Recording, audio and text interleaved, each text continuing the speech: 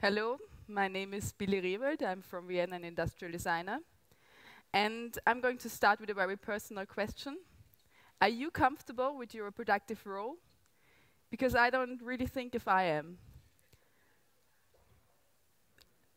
Because the imaginativeness of womanhood and childhood and childbearing is very narrow.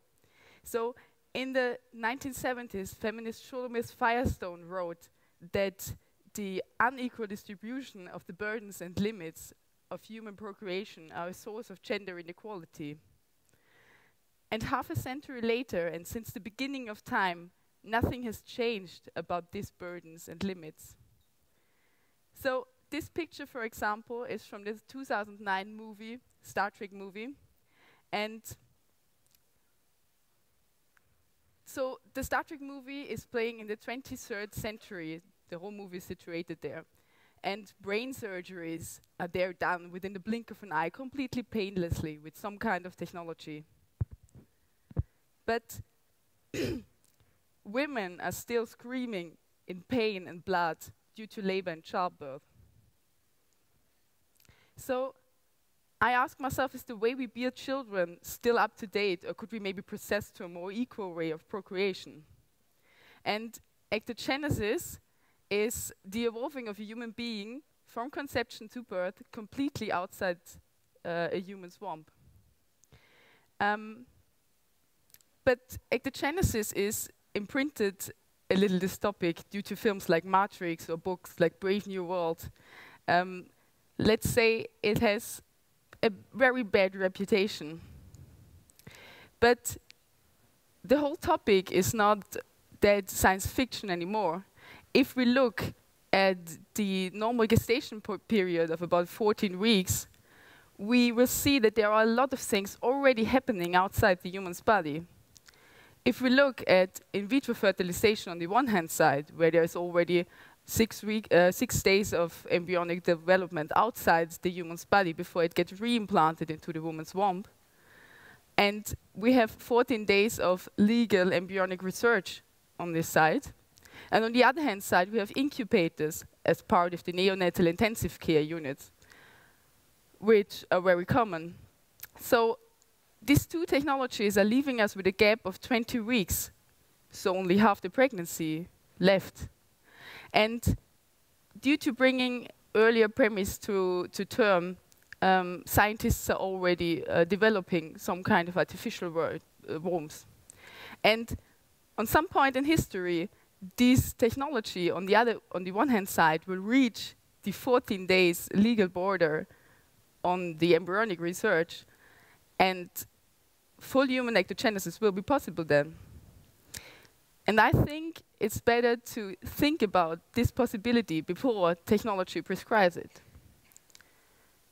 Because rather than a dystopia, this could be a super utopia, because maybe ectogenesis is enabling us to distribute the burdens and limits of human procreation more equally.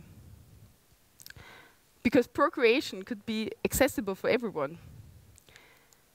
Since fertility is a very huge topic, because education periods are getting much longer and family planning is kept on the hold, so we are kind of missing out on our naturally designed slots for reproduction. And fertility and infertility treatments and rates are rising. And so is the so-called fertility tourism to countries where surrogacy is allowed. And surrogacy in itself is some kind of extracorporeal pregnancy as well, because someone else is carrying your offspring. Nowadays you can be biological, genetic, or social parent. Biological meaning you're the one carrying, genetic meaning you're the egg or the sperm donor, or social meaning you're the one raising the child. So every and each of these parts can be done by another person, also the biological, so the carrying. But I ask myself, why would it be better to use another human being as a container for your offspring when you could use a machine that you can control? with that question in mind, I started to dig deeper into the research and started to speak with a lot of medics about this topic. And the first one that wrote me back was Monika Deubner. She is the head of the midwifery committee in Austria. And the first question I asked her was why she wanted to speak with me. And she said, yeah, well, someone has to say something against this because this could never happen. So kind of a rough start into the conversation. And I went on and spoke with Peter Wolf-Russland from the Medical University in Vienna. And he at least pointed out that ectogenesis could be possible in some future, but he would rather not want this to happen. And the conversation stayed rough with neonatologist Angelika Berger, who stated that she's finding the idea grotesque. But I thought, due to their profession, what they could think of and what they could not think of was kind of limited. And I thought of creating something that would replace this dystopic imprint of ectogenesis. And of course, design was the perfect tool to do so. So this is a picture of a mock-up, which I did, an early mock-up, which I did to find out what parts of a machine or such a machine would need and where they could be situated when the melon is a child in this case.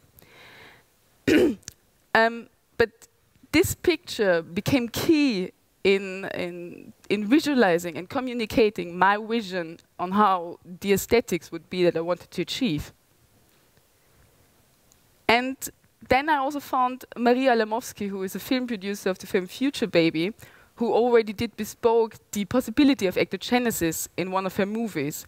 So we could skip the whole explanation part, and I was finally able to ponder on details about the machine. I wanted to create a design that could reach everyone and involve anyone into the discussion. Therefore, I created AVA. And AVA consists of 3 main compartments: the amniotic fluid cycle and filter on the one hand side, and the vital system on the other hand side, which is recreating the mother's blood flow.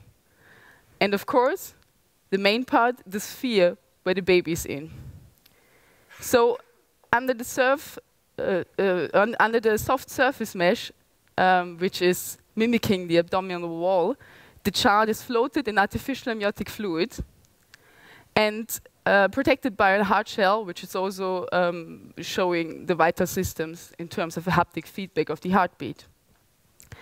And the child is plugged into the vital system through the umbilical cord bin into the artificial placenta, which is also involving alongside with the baby. And to keep the bonding, again, technology is used to transfer the heartbeat and the sounds and the movements from the baby to the parent and the other way around. And within the moment that AVA was finally created, I invited a lot of people to talk to me again about the project with AVA in the same room.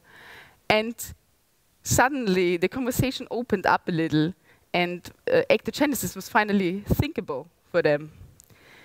They touched the machine like as they would touch a human's body. And this reverent way of them interacting with the machine, that was very joyful for me to see, because suddenly people could see what I was seeing. And yeah, and at the last exhibition, I really liked to stay in the room with the machine to talk with strangers about the project, but also to collect opinions and reactions on the machine. And one of these reactions was, out of a silence, a man came and asked his female companion, "But what's the point in being a woman then?" And personally, I think this question should not remain unanswered. But ectogenesis does not aim to give answers, but to illustrate a potential reality and spark a debate about the burdens and limits, but also the future of human procreation. Thank you.